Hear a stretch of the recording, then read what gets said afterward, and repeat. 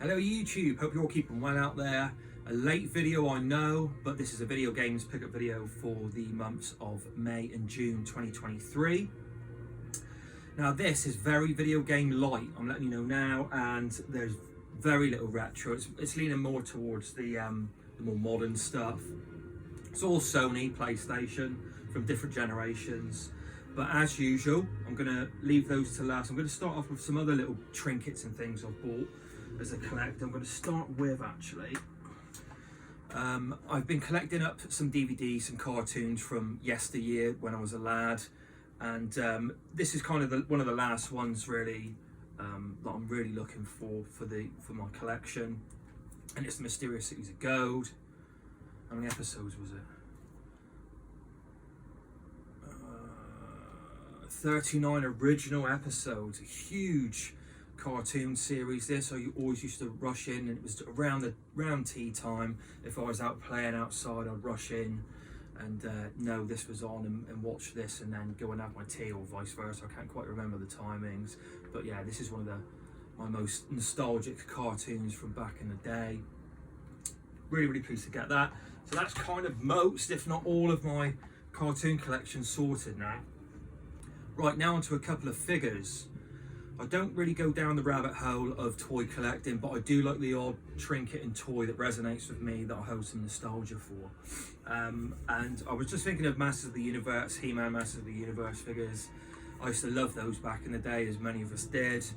And I was thinking, what few figures possibly could I look to pick up that I really liked? And the one that always came up was either Trapjaw or this one. I was never really a fan of the He-Man figure himself. I just thought he looked really angry. Do you know what nemesis means? Pissed compared to the cartoon interpretation, but I know they were both made at different times, weren't they? So the cartoon was being made with a toy line to back that up. So you know, there were some discrepancies. Man at Arms missing moustache as well from the figure. That always sort of troubled me. But this is the one that came up. I used to love the sort of gimmick of it, and it's Manny faces, and yeah, he's got his different faces there. His normal face, his reptile lizard face, looks like something from V actually, the old TV series, and his robot face. But I used to love this figure. He's all really nice and tight. His joints, his legs isn't doing the that you sometimes see with the He-Man figures, the kind of Shakin' Stevens, Elvis Presley thing where their legs are like that. He's all nice and tight, lovely paint on him, no flaking or knocks to him. Looks really good. I'm going to try and get him to stand up. First time. Stay. Oh, he looks precarious.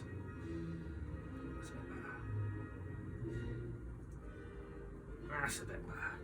Right, the next figure I picked up from a local retro video game store, Revival Games, and yeah, just I had a few quid spare, had a couple hours to spare, and I was over that area of town, and I picked up a game which we'll see later on, and this figure, and I used to love this set. I had a few more, but this one was Wolverine, and again, he's in really nice condition, nice and tight joints.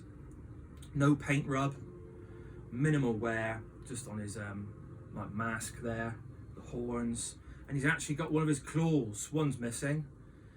It did come with, when you bought it brand new, like a shield, I think, was it, or some sort of, I can't remember. That might have been Captain America actually. Captain America. Anyway, else. I think that was just him and Wolverine. I remember getting this figure early for a birthday, and asking Mum, please, can I open this early? I'll put it straight back in the wrap. I just want to look at it. Sounds so silly, but she allowed me to do so, and I just got him out. I loved the figure. Real nice little detail to him. So there's that one. Right, next. Now, I'm not going down this rabbit hole either. This is comic books. I used to have a few comics back when I was in my mid to late teens. I was always interested in that kind of area, and I like my superheroes. I've sort of gone off them a bit now, probably with the overindulgence of Marvel movies and superhero movies that have just saturated cinema, which is yeah, sort of really put me off really. But these aren't superhero, Marvel or DC related. Do you like my Batman? Do you like my Spider-Man? And I do like the Incredible Hulk, and a few others. But this is for an IP I really love, and I really love the artwork. So let's get right into it. Now the artwork is by a chap called Alex Ross, who's an artist, and I think he turned his hand to writing some stories as well. But it's Battle of the Planets. Battle of the Planets. I just love this series and such cool characters and concept. But this artwork is just glorious, and that's number one there, Mark. Just got them bagged up. I'll read them. Except one, which I'll show you in a minute. And there he is, Mark. My favourite character, and I liked his vehicle, like this car that would come out of the, I can't remember what the ship was called. Was it the Phoenix or something? The main ship was Jason. The kind of number two, the Han Solo to Mark's Luke Skywalker. Pretty cool, lovely artwork.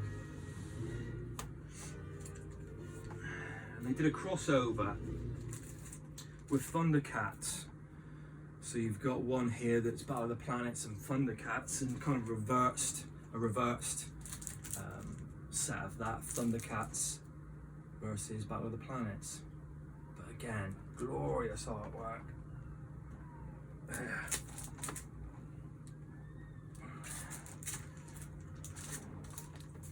Now this one, paid out a little bit on this one. This is fantastic art, lovely look to this one. It's actually sealed and graded, so it's a bit more of an investment piece, I suppose. This one, it's a number one issue, and this set is around 2003, so you know, 20 odd years old now. And it's this one, and it's the foil edition, number one, Battle of the Planets, graded 9.8, all cased up. So really pleased with this one. Bit of an investment piece, like I say. And then I want to read this. So rather than just getting the standard edition, I bought another variant of the edition, and it's the black and white version. Just going to get another bit of cardboard for this one. Forbidden Planet, £3.70. Oh, yeah. So I can read the story of that at least.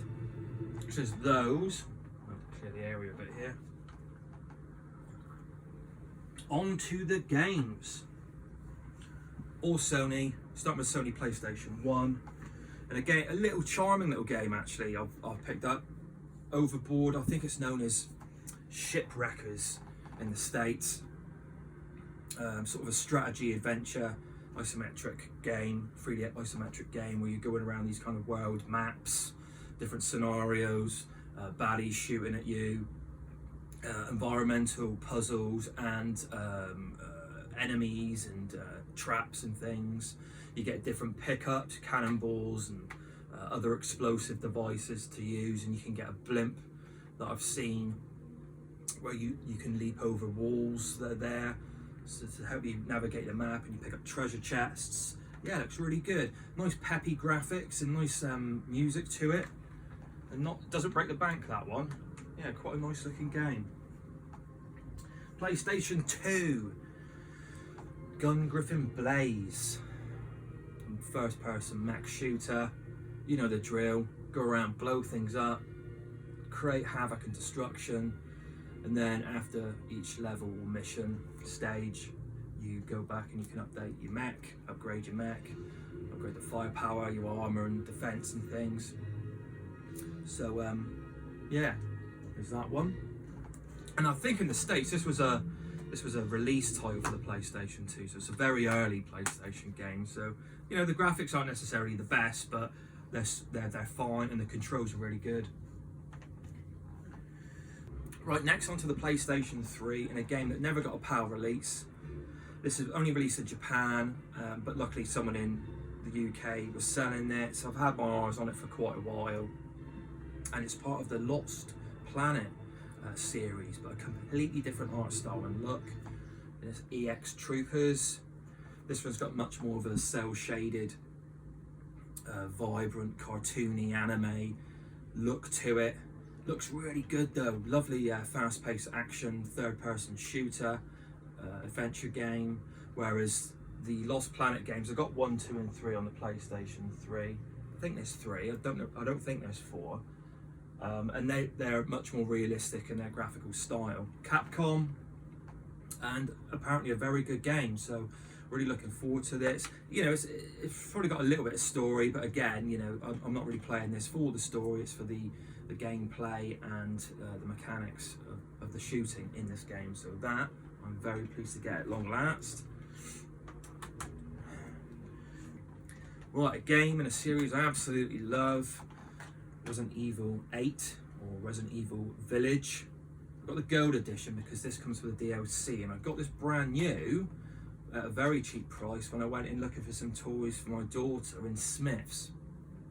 And yeah, this was only 21 quid. So picked this one up. Was adamant to get the DLC content. You've got an extra story in there. I won't say the character, what it's about. Might be spoilers for those who haven't played this game yet. But that comes with it as an addition. You've also got the third person view that you can play the original game and the DLC in, I believe. And you've got VR content in here. So I don't have the VR 2 yet. It's just way too much money. I'm not paying out that much. I'll wait for the price to come down, and at least I've got this ready to play maybe a second time through when I do. So yeah, played this through to completion. Really, I'd give this maybe a 7.5 out of 10. Possibly an 8, I don't know. It started really strong, very Resident Evil, reminded me of Resident Evil of old. I'm still not sure about the main protagonist in this. They've gone for much more of a realistic kind of, he says, with some of the fantastical creatures and set pieces that occur in this. But yeah, it's got a real nice sort of vibe to it. I like the stealth elements in this. I love stealth in games. But towards the end of the game, for me, it sort of pitted out a bit, and I kind of, it lost a bit of momentum and just didn't seem to grip me as much as it did in the first, say, 2/3. It was just the last act that, for me, started going a bit downhill. But yeah, definitely worth a play, and I'm glad I have played it now. So, Resi Evil.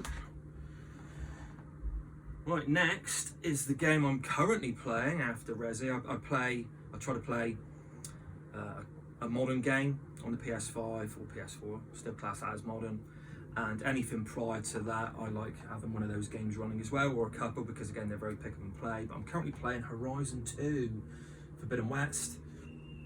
I'm about 30 hours into this, 35 hours in, and just really enjoying it.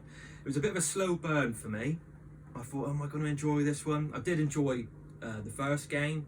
Again, that sucked me in after a while. There's a lot of controls and mechanics to learn in this, and it can be quite fiddly. So it's got a bit of a learning curve of all the different things that you can do as Aloy, the protagonist in this.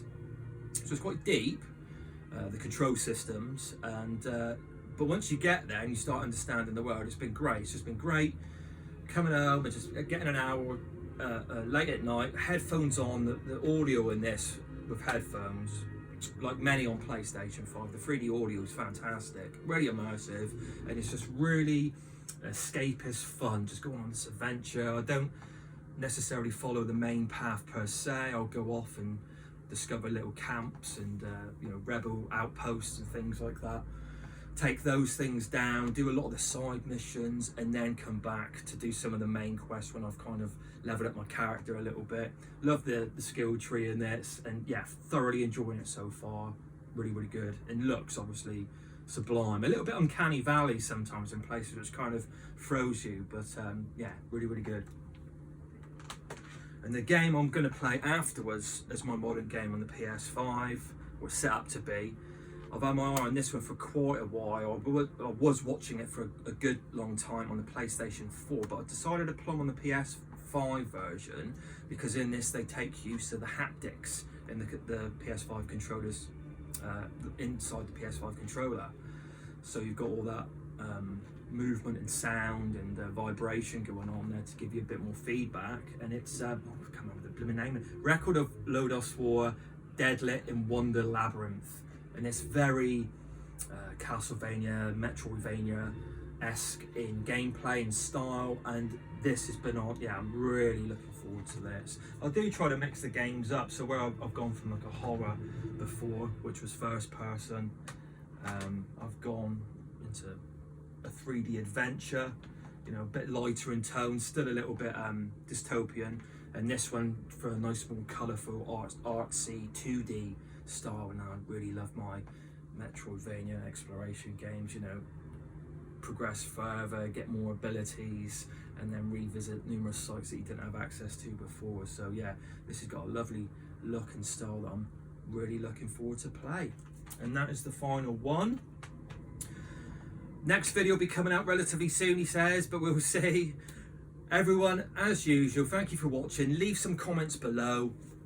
Love the comments, love getting back to you, and let me know what you think to any of these games. Do any of you collect comics, and what's your thoughts on collecting toys? Let me know. There'll be the odd thing of that in my videos going forward, and I do plan on actually doing a little bit on my Blu-ray collection at some point as well, and who knows, maybe my music collection later on from that, I don't know. But yeah, keep the channel a little bit varied, and it's the physical media that I'm really sort of passionate about, as well as games in general. But anyway, until then, everyone take care out there, stay safe, and I'll see you again.